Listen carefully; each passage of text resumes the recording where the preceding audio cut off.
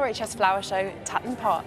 It's a celebration of the north of England's finest gardeners and growers. We have plenty to share with you over the next hour, so here is a taster of what's to come. We look to the future of horticulture, meeting one of this year's young designers. I think there's a lot to learn from nature. As designers, we do try to imitate it, but often nature does it perfectly, and sometimes if we just leave it alone, it is beautiful as it is.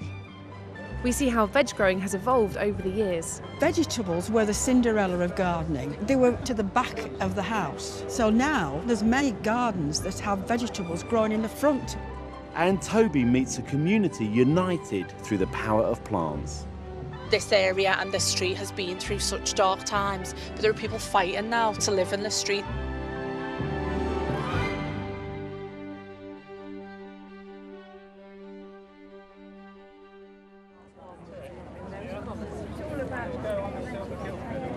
Now, the show gardens are a mainstay of an event like this, and I really like this design feature. It's a sort of hub, a sanctuary within a larger space. So simple, we just got some timber boards and some framed views looking in and out, and you could use shrubs, and the path runs through it, so it's on the journey. It's really nice, and I really like that it hasn't got a roof as well. Yeah, you could do stargazing You at could. night. But the planting is nice too. You know, I really like that lots and lots of it is native, especially the native wildflower meadow, Yeah. which we need more of in gardens, so that's great. I also love the trees, and I love native trees. Rowans and birches are great. I love that they've used the native conifer, the Scots pine. It's so beautiful and underused. Yeah, and sculptural and adds Yes. volume, you know, to the space of the whole. I think it works really well. I agree, but you can put a lot of trees in a garden when it's this big. Something much smaller and new to Tatton this year are the terrace gardens.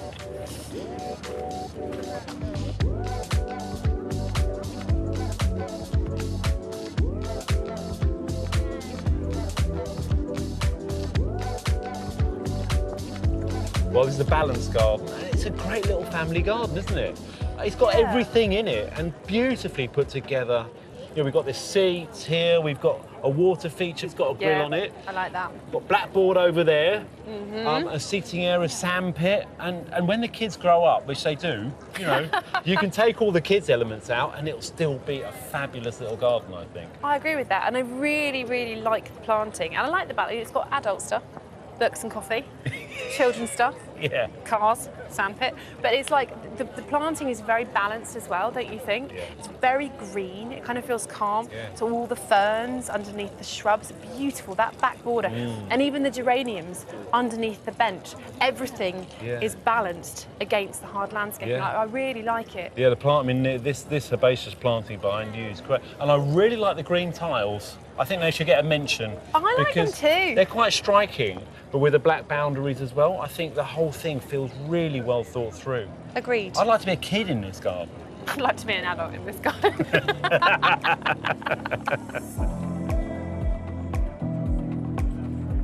I feel like I'm on a little mountain path full of native plants. There's self-heal and teasels and wild carrot. But then also the lovely echinaceas actually that bring that structure. It's really beautifully done. And the bees are all over it, aren't they? They are, there's loads of them. I think from a design perspective, it's brilliant. You know, it's got a very simple curving path that leads you down here, but it's a really good use of space.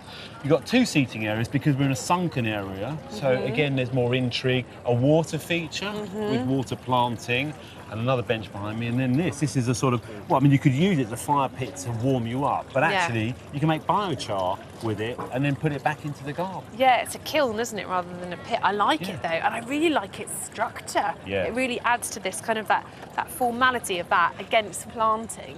It gives it all intention, doesn't it? Totally.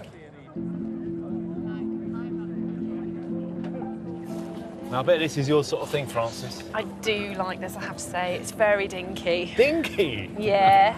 Everything in this garden is recycled, reclaimed, or repurposed is the new term. And it's all pretty local as well. But I think it's great. I mean, look at the shed, you know, the water butt and old nice, beer. isn't it? This table, it's just railway sleepers and a slab of York stone on the top. Looks really good. And look, it works so well. Yeah, it does. It's very functional. And there's a story behind the planting, isn't there? Yes, and it's a story I like. This is an apothecary garden, so it's all herbs, but not just your classic herbs. There are lavender and rosemary and things like that, but there's also English mace, there's calendula, achillea, verbascum, which you may not know, but apparently is very good for curing earache. Sorry? Ho, ho, ho. But all these gardens, I mean, they are so different, aren't they, in this category? They're so different, and they're tiny little spaces, and there's so much inspiration. It just shows you what you can do in a small space. Totally. I mean, you don't have to be restricted by the size that you have. It's quite inspiring, actually, isn't it? Yeah.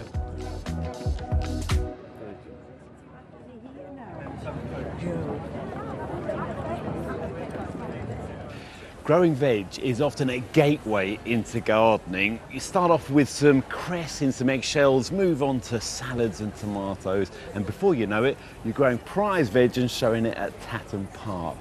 But the way we grow our veg has really evolved over the years. Margaret and Susan Robinson were born into a family seed business that started back in 1860. Our grandfather, the word mammoth, it was a big one, and that's how we progressed to call our giant onions, mammoth leeks, mammoth celery. They're all giant. So if it's got the word mammoth in it, it's one of yours? Yes. Gotcha. And has it changed a lot? Yes, it's changed vastly. Sort of in the late 1800s, it was basic vegetables. Now it's exotica. And of course you've got your mammoth onions, and everyone says, you know, do they taste good? You can eat one mammoth onion and still have friends afterwards. And you got a new chilli this year, I hear? Yes, it's called Vampire. Oh, that sounds yeah, like a hot one. A chili with bite. Okay. It's purple, it's never green. Even if you never ate it, in a conservatory it looks spectacular. Yeah, it looks beautiful. Vegetables aren't just seen in a veg patch anymore, aren't they? I mean, they're seen anywhere in the garden. Vegetables were the Cinderella of gardening. How do you mean? Well, they were to the back of the house so that nobody saw them. Cinderella. And so now people want to bring them forward, and there's many gardens that have vegetables growing in the front. They're taking centre stage. Absolutely.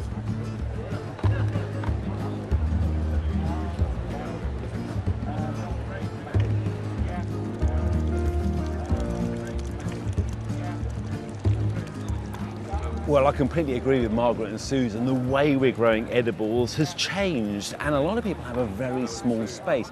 This is called the brickyard, tiny little garden, and where you haven't got ground space, you go up and you use the boundaries. And here, in effect, we've got a shelving unit with lots of containers. We've got things like chilies, strawberries, there's herbs, there's all sorts growing in here. And also, if you're renting a space, what do? Well, you put it in a van and take it with you. But what does the future of veg look like? Well, environment is going to play a big part, and climate change. And here the Manchester Urban Diggers have been experimenting with lots of ideas how we can grow edibles in amongst ornamentals. They've built a willow structure in the middle to create shade, and in there there's mushrooms growing along with a humidifier which keeps the humidity up. And there is also a grapevine growing over the top of it too. So I think the future is going to be about trial and error.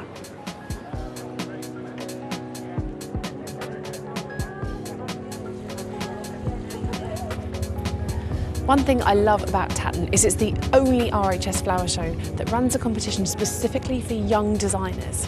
But it's a tough competition with only 3 coveted spots up for grabs.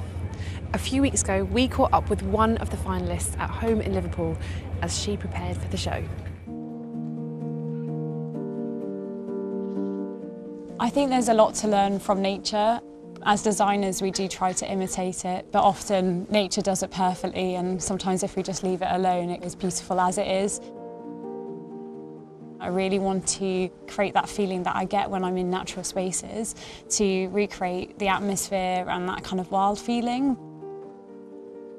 I'm Camelia Hayes, I'm one of the RHS Young Designers this year at Tatton, and I can't wait to have my first show garden this summer. Last year I took part in the Greener Border category, and I built the Healing Garden, which was a sustainable and mental health garden, and I had a very naturalistic, sort of immersive space. When I found out I got a place, unfortunately not long after that, my mum was diagnosed with cancer of the unknown primary.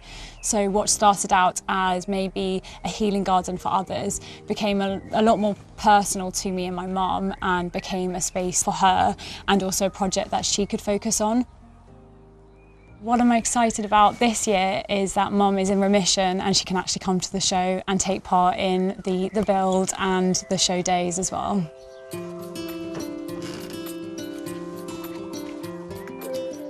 This year is my first show garden. It's called Seeking Resilience. The core inspiration of my garden came about last summer. I was putting my bins out in my alleyway and I noticed that there was snapdragon growing in the walls. I started going down the alleyway a bit more and I noticed more and more plants like cropping up, and I think I must have drawn the parallels between the resilience of the plants and my mum's resilience. Here are plants kind of surviving against the odds, a bit like my mum. So a big part of my garden is this idea of nature reclaiming the space. These are two very resilient plants. You've got Geranium Herb Robert and Maidenhair Spleenwort growing in the cracks. They love a kind of shadier and damper corner, and I'm going to be putting them in my feature wall. These are a lot of plants that are considered weeds, but if it's a plant that's self-seeded from elsewhere, it feels like a free plant, which I just think is just so joyful and fun.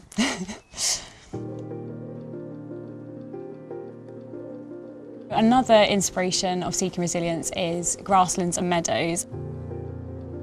The main area of planting in my garden is a bit like this. It has a lot of grasses and a lot of perennials, and it has a really relaxing feel.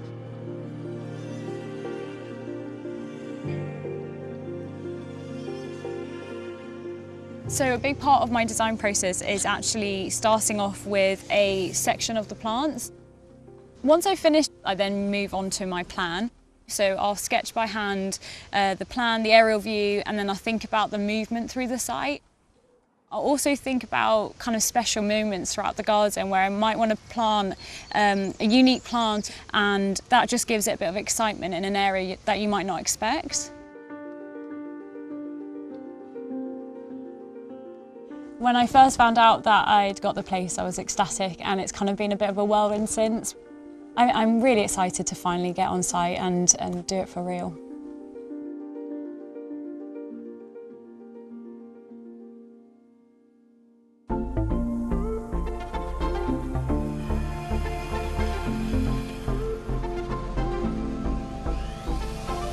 We're finally at Tatton, we're on site. It feels really good to finally start planting. The building's looking really good. And I think after 11 months of planning, I was just really happy to get going and started. Today's a massive day. We're finally going to finish the build and we're starting to plant at the same time. So you've got the challenges of working around the builders. We've got so many different tradesmen coming in. So the wall, it took a long time. We're building it properly. It's not like a temporary structure at all, really. So we're nearly there, but it's taking time. Can we check the front of the border to see where I'm planting up? Because I think the soil might just need shifting, or a bit more soil around the front. Is that right? Right now we're working on the planting. I'm really lucky to have my sister here, Rosalie. She's amazing at picking out which plants go well together. Yeah, I like it. More grass, Rosalie. More grass. A big key theme of my garden is this kind of grassland plant community. So I'm taking the feel of Sefton Park and then combining it with plants that I've chosen that I really like for structural purposes. These are my teasel, and I've spotted them in Sefton Park meadows where they've self-seeded.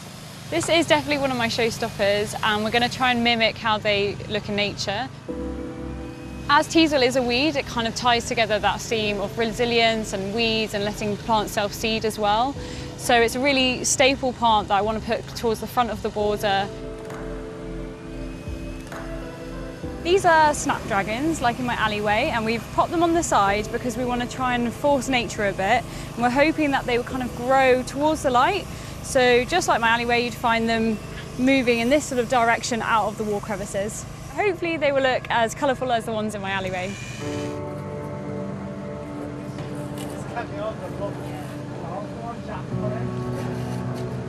Hey Mum!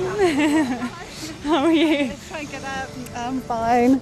Yeah, gosh. Yeah. It's looking well though, isn't it, it's don't you fun. think? Yeah. Feel really lucky to have my mum on site. Last year she couldn't be here because of her cancer treatment. She does everything. She's really good at managing a whole range of things, and it just puts my mind at ease. And when I have a bit of a wobbly, just a hug can solve a lot of problems. After everything. We'll get there. Oh.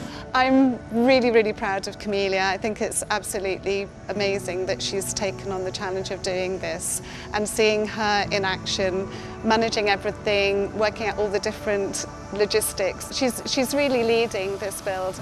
The fact that Camellia, from what we all went through, has turned it into something so positive and beautiful, it just means so much to me. We need a less bushy plant there, I think, the agapanthus. I'm really proud of where we're at. Obviously there's a few days till the show starts really, so we just want to keep this momentum going. Everything's looking really great, and I'm really proud of my team and how the plants are coming together. So hopefully we can just keep going, and it's going to be a fantastic show.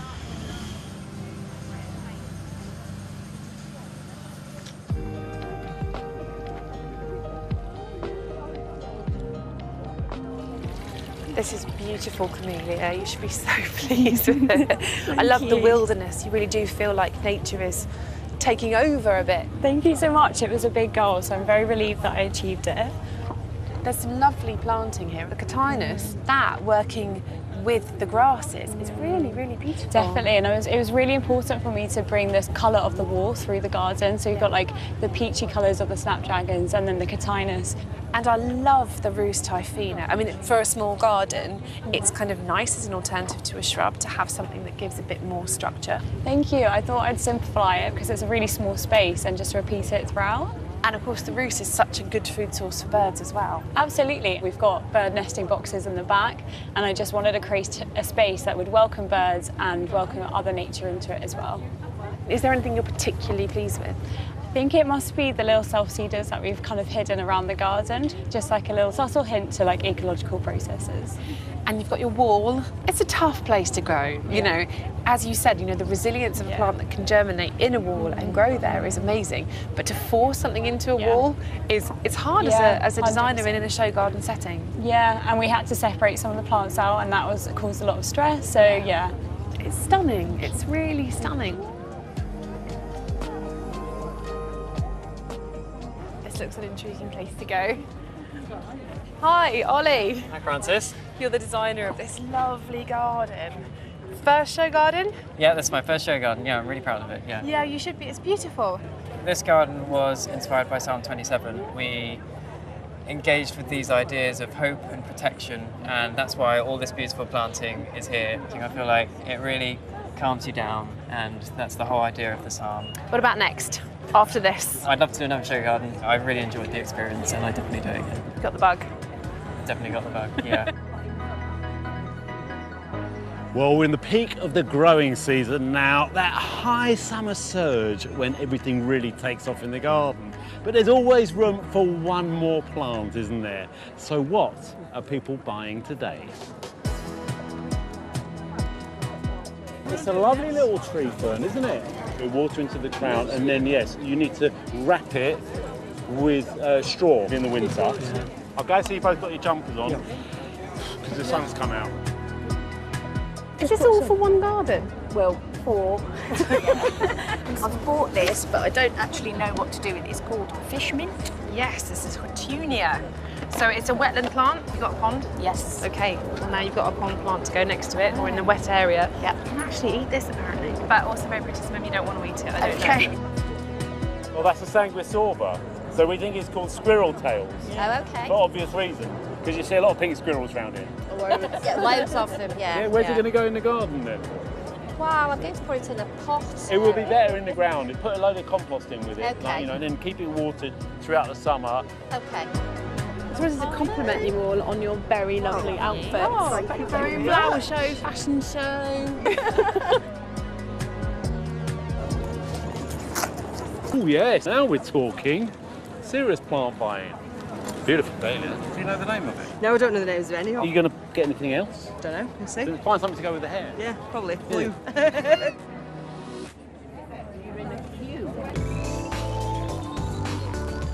It's well established that gardening is good for our well-being, but the aesthetics, looking at a border, perhaps we concentrate on just the colour, the form, the texture of the plants, and maybe we're missing out on a world of sensory delights. Well, there is another new feature at Tatton this year, the sensory-themed long borders, showing gardeners how we can introduce things like taste, touch, scent, and even sound to our spaces. This is a garden designed for the visually impaired, so it's really making this experience of coming to Tatton as inclusive as possible for as many people. Yeah, complementary colours we've got here, purple and yellow on the colour wheel opposite, so high contrast, which are easier to see, that contrast. Yeah, absolutely, even if you have very little vision. But the thing about this as well is if some senses are lessened, then others have a tendency to be heightened. So here, the smell is quite subtle, so that it's not overwhelming to somebody who might have a heightened sense of smell. Right. And it's not just colours, it's the tones as well. So we've got the dark stems of the trees and the light silver foliage. Beautiful, isn't it? It's really beautiful. Yeah. I'm going to see what else is around. Okay.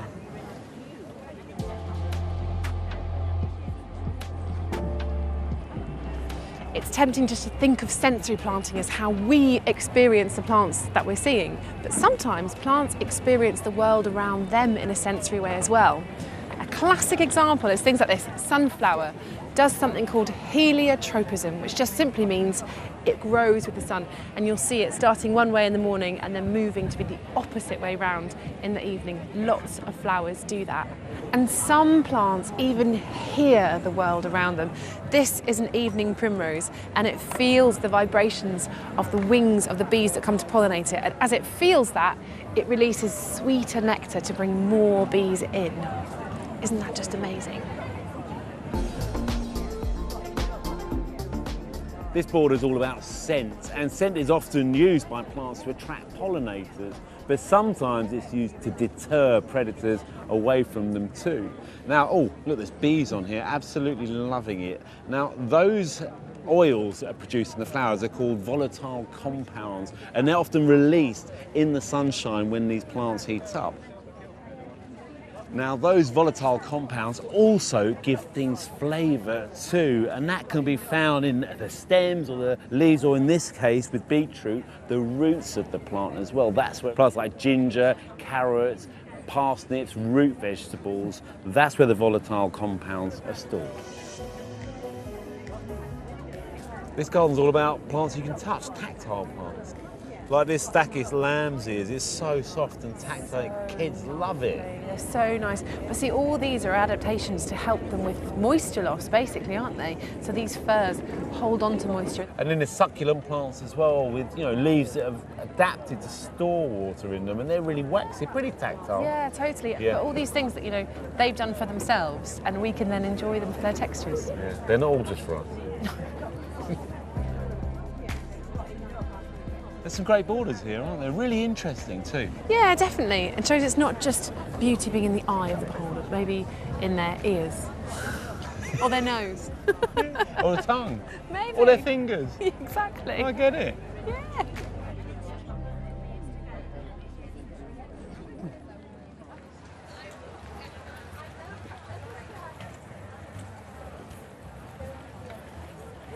This is the Northern Star Garden, and it's where communities come together to create this fantastic hub, and people are really enjoying this space at the show. Now, gardening is incredibly diverse, and that's one reason I love it. It doesn't matter on your budget, your location, or your aesthetics. You can still create a fabulous garden. Gardening is for everyone. Now, Toby has been to Liverpool to see a community garden that have transformed their local area through the power of gardening.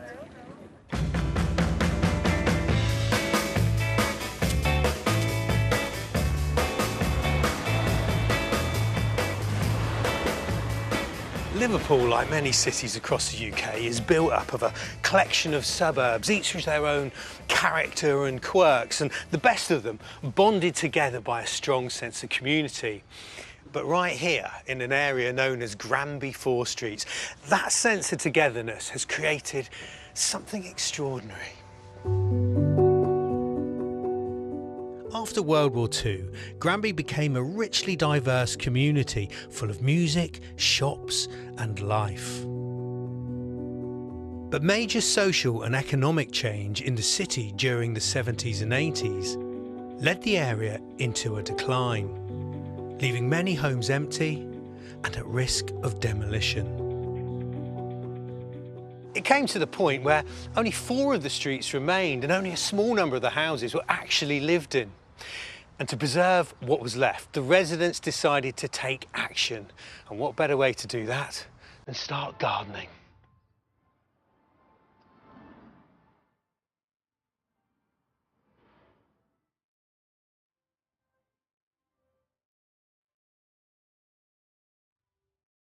A group of residents started to plant in and around the derelict properties and also paint up the facades that boarded up the houses, bringing life and colour to the streets. They formed a volunteer group in order to protect the area of Granby. Hazel Tilley has lived here for 30 years and is part of that collection of community champions. Hey Hazel. Hi Toby, pleased to meet you. Oh, thanks for having me. You were an advocate for this area for such a long time. Yeah. When was gardening introduced to the fight? I would say about 16, 17 years ago, maybe a little bit longer. We started cleaning up and then putting plants where we'd cleaned up. It was a way of saying we value the streets that we live in. Yeah. It was changing the environment so it wasn't so unpleasant to walk past. What were the first plants that went in there? Broad beans. Broad beans? Broad beans, yes. All along the railings, they had something to climb up. You just poked them into the soil that was there and hey presto, off they went. You've not only grown the street and the plants, you've also grown pride in the area. Absolutely, it's beautiful. It's a wonderful, wonderful place to live.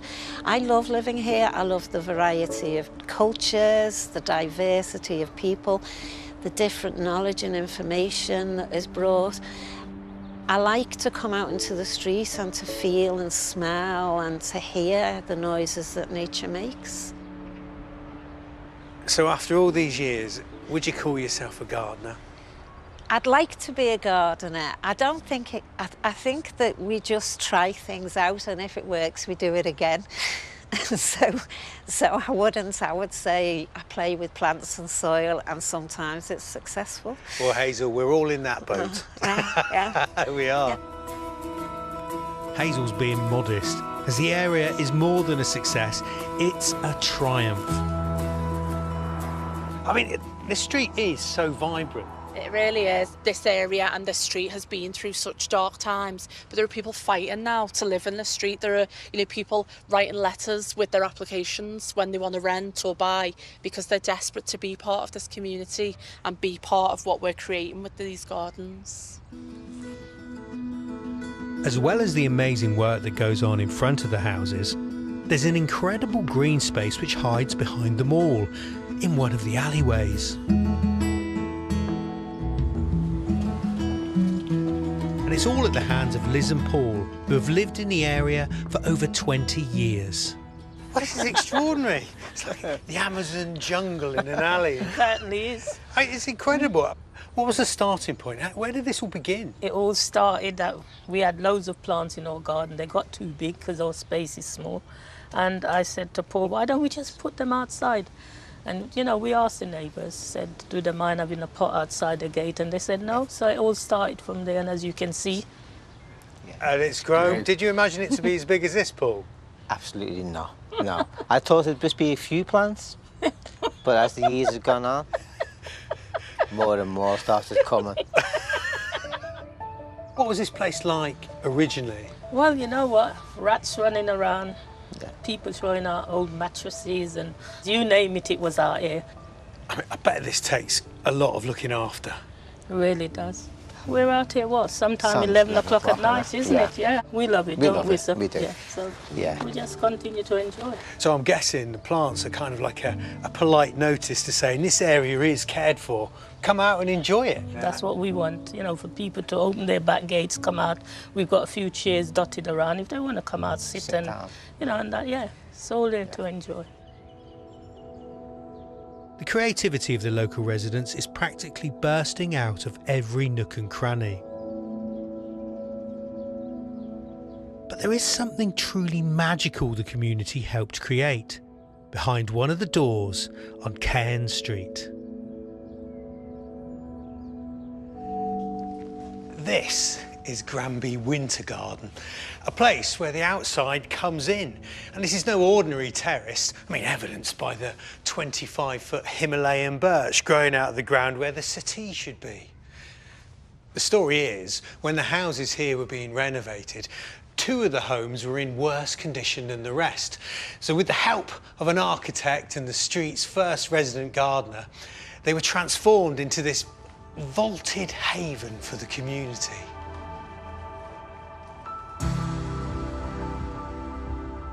It really has the feel of a tropical farmhouse, but I'm in the middle of Toxteth, Liverpool. Everywhere I look, I can see something exciting.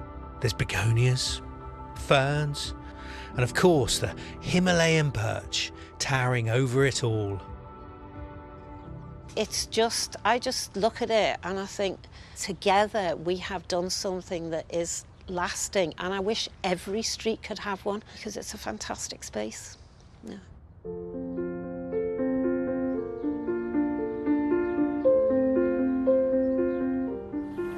I really love my visit here to Granby 4 Streets. It makes me so eye-opening.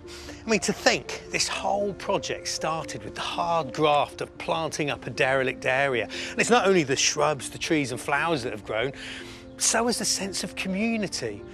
And that's the thing. The flowers in our gardens, the trees on our streets have a profound and positive effect on us. Plants aren't just pretty, they're powerful.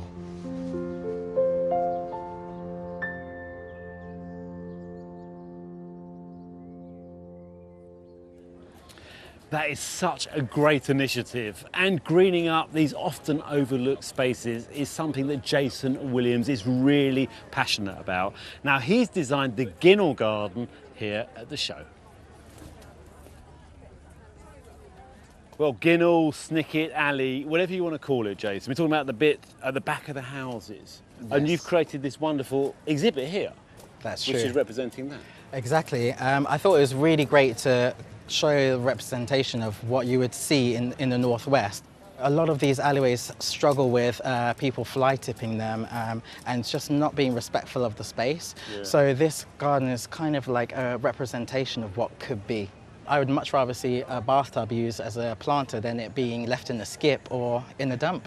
Yeah, well, over here you've got a bathtub and you've got the washing machine drum. Yes. Fantastic. They look great though, don't they? Anything that can hold compost can be used as a planter as long as it drains okay. Exactly that. And this, what is this? This is actually a trampoline. And it's absolutely amazing, the height, the structure it gives. It's really resourceful. It really is clever. And then you've even got like a little water, a little pond in a planter there. Yeah, and for me, just having water features is really great. It is obviously stunning to look at, but it also helps to bring biodiversity into their towns and cities. It's a great place for insects to drop off and get a drink before they continue to pollinate the rest of the garden. But this garden is not just here for the show though, is it? It's going to live on after, in Moss Side. Is that right? Exactly. And I've committed to mentoring the community for the next 12 months. Yeah, that's a really important part of that legacy, isn't it? Exactly. And and all that knowledge is going to get passed on. Fingers crossed. Fantastic.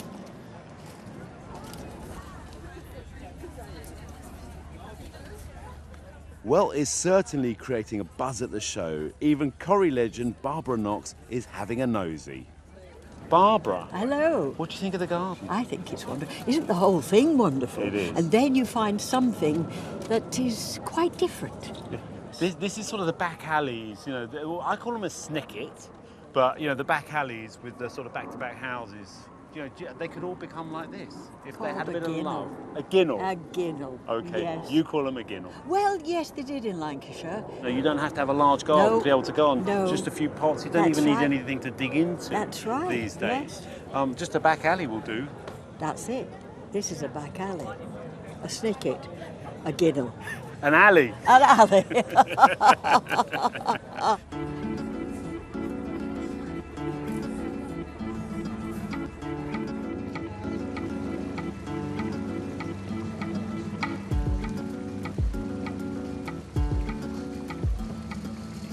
Well, Nathan, this is absolutely lovely and a real kind of oasis of calm, isn't it? It's a very limited planting palette, though. You know, talk me through that decision. That must have been quite a brave thing to do. Yes, I think, like you said, in a lot of show gardens, there's a lot of colour. I think in this garden, I think it's really important to keep it quite natural. And you go into, like, the Delamere Forest, which the garden's inspired from, you see little splashes of colour with the digitalis and stuff like that. So it was quite important to keep that theme running through the garden. Yeah, it's great. Is it a reflection of your personality? Because you've got a few home comforts with the sort of garden studio and the shower and stuff, and then you've got this really wild garden. It's sort of a juxtaposition between the two. Is that part of you? Yeah, definitely. I like a bit of both. So my childhood was really in this sort of setting in like Delamere and playing at the weekends with my family and my friends. I spent a lot of time in there, and I really do like the modern features and the new architecture, like with the black build and the black cladding. So I thought both really come in harmony quite well. I think it's great. I love it. Me too. I can live here. Yeah. Congratulations as well. You know, you got a gold medal. Yeah, really proud of it. There's a lot of hard work in the background, trying to get everything looking perfect for the show. But yeah, we're really proud of it. We've done really well. Yeah, well done. Congratulations. Thank you. Now, still to come on tonight's show. We catch up with some of the nurseries and growers in the Floral Marquee. We've got tips on what to plant to help our nocturnal pollinators thrive. And Nick immerses himself in the beguiling world of begonias. Now, every year, the RHS Master Grower Initiative recognises the expertise of the nation's top nurseries. It's awarded to those growers who go above and beyond their call of duty. This year at Tatton, that accolade goes to Holdenclough Nurseries in the Ribble Valley in Lancashire.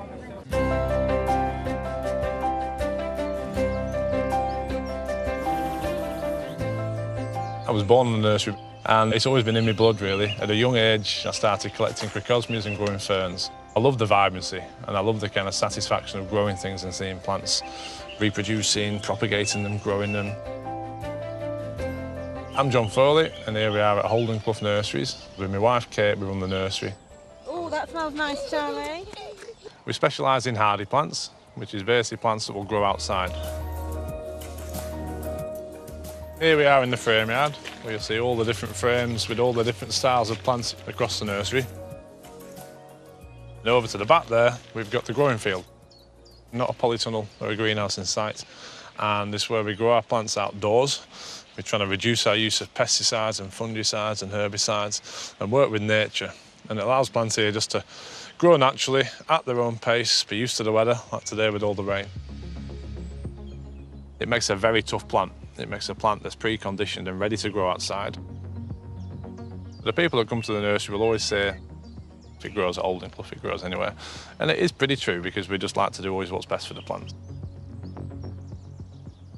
So at the nursery, we group plants into their different styles. And as you'll see on our stand at Tatton, we've kind of set these styles up, whether it be English garden to cottage garden, and then English meadow through to a shade garden, and then the shade garden split into the Japanese and the dry woodland. And this shows you these associations, and it shows you how you're playing with the colours of the flowers and the textures and the shapes and the variety and the form and all things like that to create this kind of perfect harmony of planting. It's probably the biggest stand we've ever done, or the biggest stand that might have ever been seen at Tatton. It's 50 foot by 50 foot, it's ginormous. I think the staff had a fit when I told them the size. We're normally in the region of 1,000 plants. We're more like 2,500 this year, so it's obviously the biggest stand we've ever done. It's an absolute honour to be Master Grower at Tatton this year. It's probably going to be one of the pinnacles of our, show career, if you call it like that. So we're just really excited to be there. This is one of my favourite plants for Tatton, and also when we're doing planting schemes, it's a Nepeta, on Nepeta Walker's Low.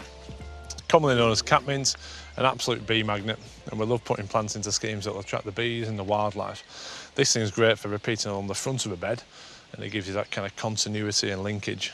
And the best thing is when it finishes flowering, cut it back down to nothing, and then it'll flower again. And it does that about 2 or 3 times through the season.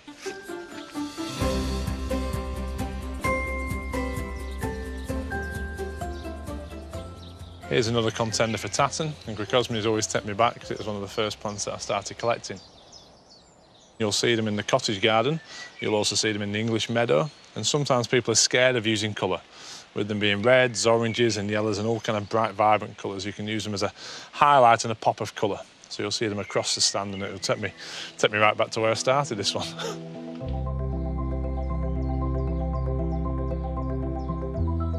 A Stilby White Gloria is a shade-loving perennial, fantastic for brightening up a dark corner in your garden. This year at Tatton, it might well have gone over, but with us being a master grower, we're showing a true garden rather than everything being in peak perfection of flower.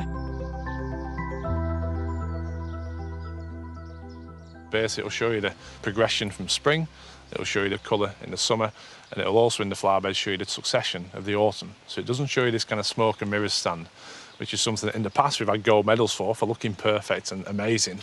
However, we also want people to look at the stand and go, flipping out, this looks real. So in the flower beds, you'll see the threading through of your kind of lupins and your foxgloves, with then all the planting then for the summer that's in full bloom, and with the structure of the garden as well, ready for the winter. And then also you'll see the progression, then the plants that are going to lead them for the autumn.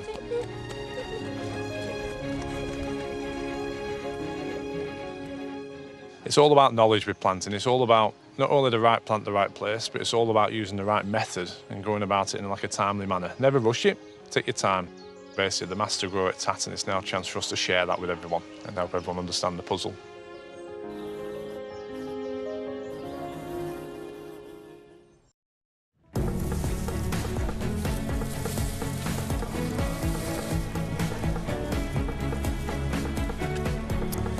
I'm James, I'm usually behind the scenes, but today I'm front of house, getting my hands dirty, ready for the show.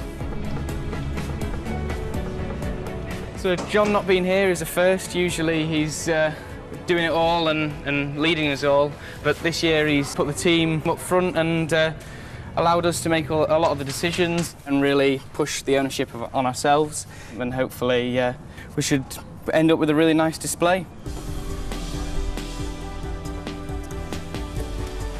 When I saw John's design, I thought this year we would never get it done on time. It was just such a large scale compared to what we're normally used to.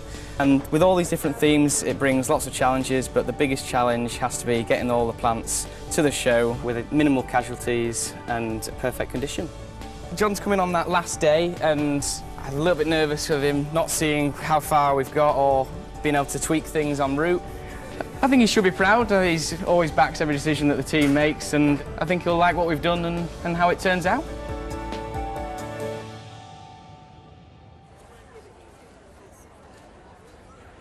And here we are on the finished garden, and it looks fantastic. The central feature, look at that, with the Nepeta flowering its socks off still. Lovely hydrangeas, and then we've got quite a formal layout, 4 quarters here, and they've all got a slightly different theme with the planting. So here we have the English garden, you know, beautiful perennials, a really good mixture of colours. And then over here we're moving into a shady planting scheme. This is the woodland garden. And look, we've got some astilbes. They actually made it to the show. They are red ones though. Here we go, look at this. This is the white garden. You know, beautiful with the hydrangeas, the agapanthus, the thalictrum, all working beautifully together there with the box hedging. Quintessentially English, that, isn't it? Ending up with the cottage garden, similar to the English garden, but a bit wilder, a bit looser, plants that'll just self-seed around and easy to divide. It's a triumph. So John, I love your delegation techniques. Just leave them to it. Yeah, king of delegation. What do you think then? I came and I was shocked. It took me half an hour to kind of get over it. And I think the shocked in a good way. Yeah. 2 rules for myself was to not criticise and not touch it, because it was a chance for the team to kind of show their ability really. We've had 9 consecutive goals under our steam. No medals this year though, because you know you're the master growers, right? Yeah, amazing. But it looks stunning. It really is accessible. It shows you how to put plants together, you know, that are going to grow together. And that's what it's about, isn't it? It's like a real gardening. Yeah, I think what we've tried to do is do stuff that you can do in your own garden at home. You know, you've got your cottage garden, white garden, so it's shade garden, anything for anyone really. Well, I remember when you were a young lad, and now you're a master grower. Yeah, yeah. Not just me, but the nursery. Yeah, so, the all nursery. Of us. That's it. Absolutely. Congratulations. Thank you. Thank you very much. It looks fantastic. Thank you. Well done.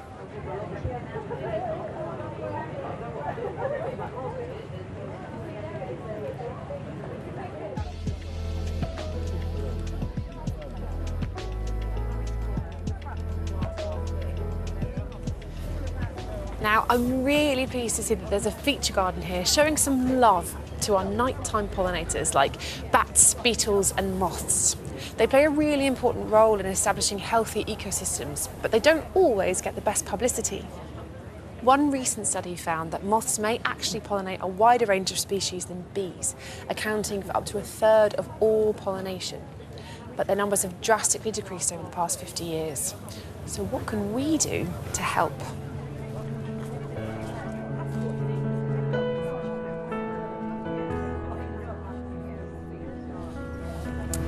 Flowers that are pollinated by insects that fly in the daytime release their scent in the daytime. Ones that are pollinated by nighttime pollinators like moths and bats release their scents at night, obviously. Now this garden is really full of some beautiful examples, things like honeysuckle, nicotiana, night-scented stocks. But I think this has to be one of the showstoppers of this garden. It's absolutely beautiful star jasmine, Trachelospermum jasminoides. Evergreen foliage, so something to look at all year round. But when the flowers do come out, they release beautiful scent in the daytime, but even more so at night time. And this flower is perfect for moths. They can see it very clearly, and from the side you can see it has a slightly trumpety shape that allows their proboscis to get in and access that nectar. But one tip if you're planting for nighttime pollinators is to plant things close together and plant lots of them so they don't have to fly long distances and spend unnecessary energy getting around the garden to the next bit of nectar.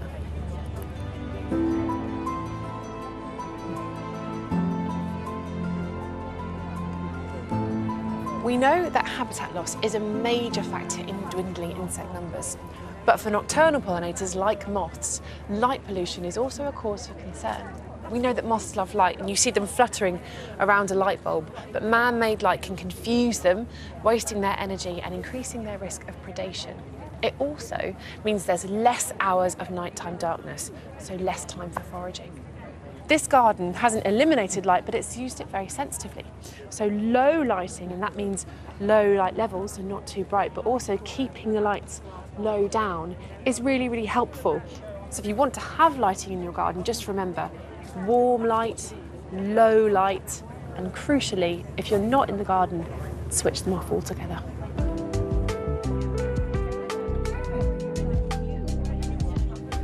What this garden shows as well is how you can use leaf litter really effectively to help moths. So the larval and adult phases of the moth use the leaf litter to overwinter. So here it's left on the ground and it looks really beautiful as a mulch actually. This garden also has lots of fuchsias, and fuchsia is the food source for the elephant hawk moth caterpillar, which is a really beautiful native species of moth, so well worth growing these lovely plants for.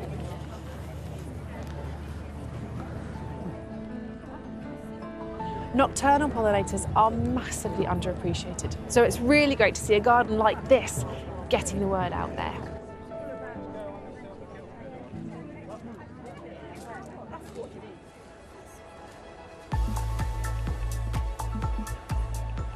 The floral marquee here at Tatton is always wall-to-wall botanical wonder. Look at these lovely sarracenias. I don't grow them myself. These are carnivorous plants. You wouldn't want to be a fly anywhere near there.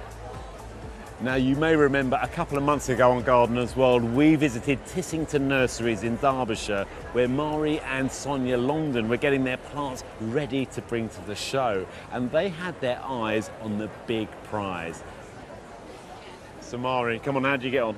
We got a gold medal, Joe. Oh, we brilliant. got a gold medal. First Tatton gold. First Tatton gold. Wonderful. We also got one last week at Hampton Court, which is our first ever gold, which was amazing. Two golds in a couple of weeks. Two golds in a couple of weeks. Sonia can't be here today. No, she's at work today, so she can't. Celebrating. Yeah, probably. But no, really, really pleased. Your display looks beautiful. It looks great. Thank you, Joe. Well, congratulations. Thank you very much. Thank you, it's very kind. The floral marquee is full of plant perfection, and Dibley's nurseries have over 200 golds for their exotic displays. Lynn, is that 200? That's silly numbers. Yeah, over 200 RHS gold medals and 33 Chelsea golds. It's a fantastic exhibit. It just makes me smile. Yeah, there's every colour on here, so yeah. Have you got any new varieties this Yes, we've got a new begonia called Sangria, which is red and silver, really nice spiky leaf. Oh, no, that sounds good for the summer. That's right. Congratulations, it looks brilliant. Well, these are just a selection of the begonias that Dibley's grow, and Nick visited Lynn at the nursery in North Wales to see just how they do it.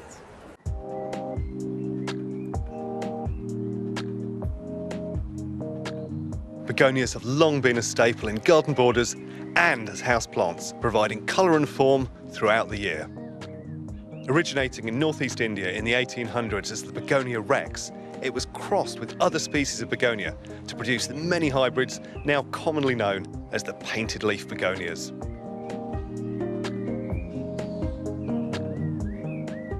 When it comes to the cultorum group of begonias, you're absolutely spoilt for choice. There are literally hundreds of different cultivars to choose from. And one of the very earliest is this. It's called curly fireflush, and you can see why. It's got these incredible red hairs across the surface of the leaves and the stems, so it can really glow in the right sort of light. A lot of plants get described as having velvety foliage or velvety flowers. This truly does. These newly emerging leaves literally look like pieces of velvet fabric. Absolutely beautiful.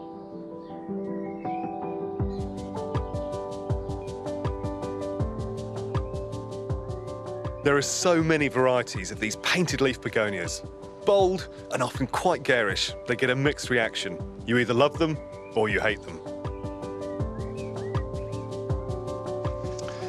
Now, this might not be to everybody's taste, but it's undeniably vibrant. It's a cultivar called Green Sparkles, and it carries just about every colour you can think of. It's a pretty extraordinary looking plant.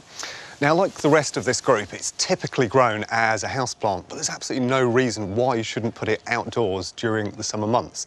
So in about May time, or end of May, you can move it outside. You can potentially put it into a pot, into a terracotta pot on a terrace or patio, and grow it with a cluster of other plants. And of course, it wants to be in shade to be happy. Or the other thing you can do is to put this whole plastic pot and plunge it into the front of a mixed tropical border where these leaves are undoubtedly going to shine. Now, of course, it's a tender plant, so it needs to come back indoors around about September time before the temperatures start to drop. And so winter in the house, summer in the garden, and that vibrance will carry on year round. At Dibley's Nurseries in North Wales, Lynn has over 60 of these hybrids.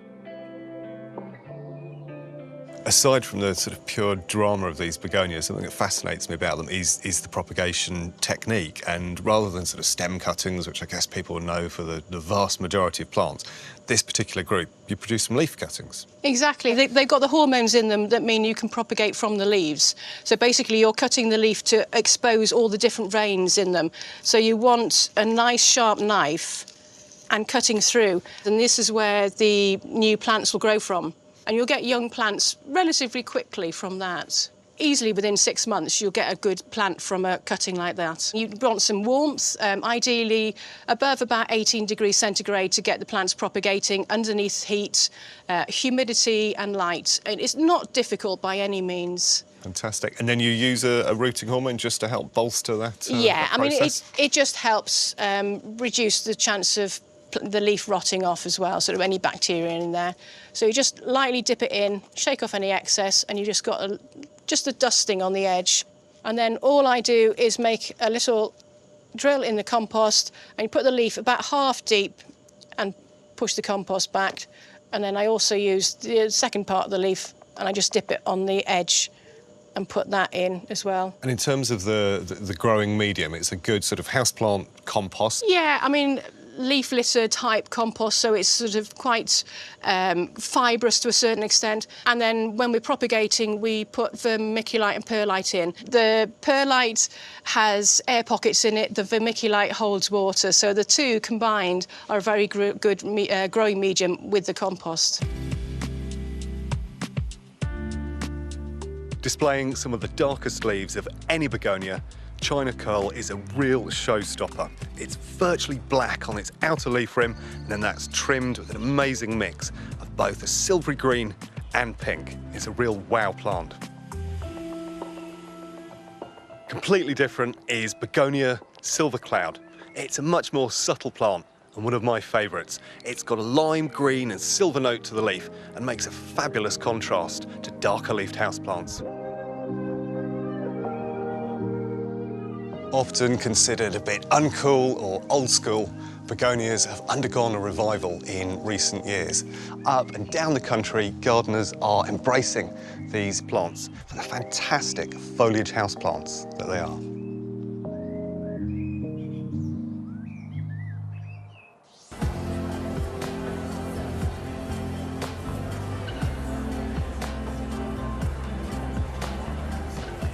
We often hear about sustainability in gardening, but not so much when it comes to cut flowers. Now this is the flower school, and it is full of sustainable seasonal floristry.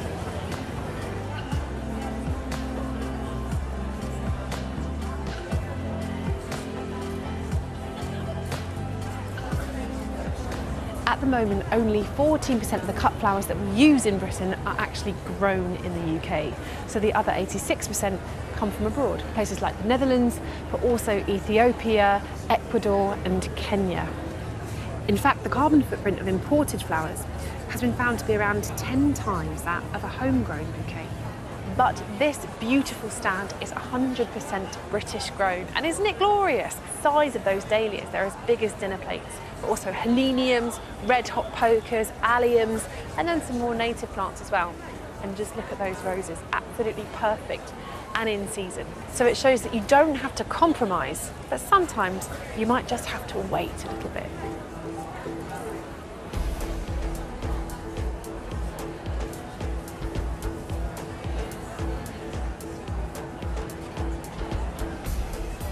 You may think it's the flowers in your bouquet that have the biggest carbon footprint, but in fact it can be the foliage. Lush tropical leaves that are wrapped around your bunch of flowers have often come from the rainforests. If instead you use other foliage, things like shrubs from the garden, to decorate your bouquets, they can have a really interesting and beautiful look. This Cotinus is a great example, look. And whilst you're thinking about that, think about using perennial flowers as well. So things like this Achillea, there's Phlomis here, there's a hydrangea. These are plants that you don't have to sow every year. You plant them once, cut them back once a year, and they will keep performing for you.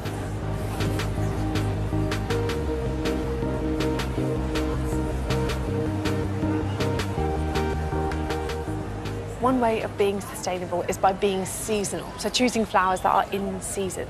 And this stand is a great example of that and shows you how to dry your flowers. Hang them upside down, indoors, in a nice, warm, good airflow room, not in direct sunlight, and they should do really well. Then you can extend your flowering season from high summer for months or even years.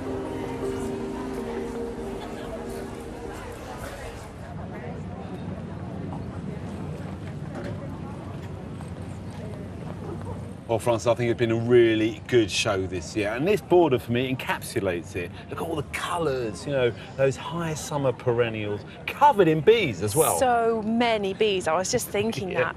Do you know what, I really like those meeting the young designers. It's so lovely hearing their passion, and they've all created absolutely beautiful gardens, I think. Yeah, they have. They're the next generation. They are indeed. They are. Well, I'm afraid that's it from us here at the RHS Flower Show, Tatton Park. But you can come and see it for yourselves because the show's open until Sunday. Monty is back at Longmeadow next week at 8 o'clock. But from us at Tatton, it's bye for now. Bye-bye. Soothing music at the end of a busy week with a taster of what you can hear at this year's proms. Listen now to the Mindful Mix on BBC Sounds. Golf next on BBC Two, the latest from the Open in a moment.